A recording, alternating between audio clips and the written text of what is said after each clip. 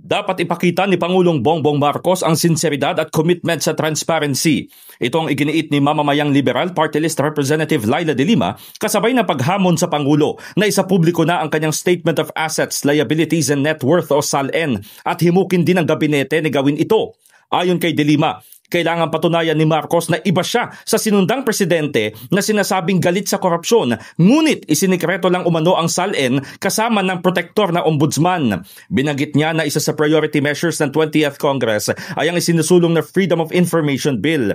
Paliwanag dito, hindi maaaring hanggang salita lang ang paglaban sa korupsyon at biglang kambyo o pabago-bago ng pahayag at marami pang kuskus balungos sa simpleng paglalabas ng SALN. Dagdag ng kongresista, upang patunayan na totoong pananagutin ang mga may sala, dapat itaguyod ni Pangulong Marcos ang all-out war laban sa katiwalian. Ibig sabihin, wala umanong cover-up, walang sasantuhin at walang palulusutin kaya kahit ang mismong administrasyon ay hindi exempted sa pagbusisi. Samantala, binweltahan naman ni Kamanggagawa Party List Representative Eli San Fernando si Executive Secretary Lucas Bersamin na maraming ebas o sinasabi ng ituring na security threat ang pagpapakita ng SALN.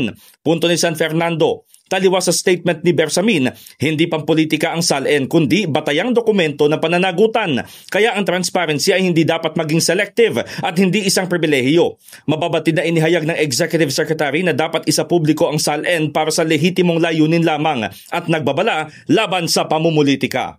In the heart of changing lives, ako si Brigada Haji Caaminio ng 105.1 Brigada News FM Manila, the Music and News Authority.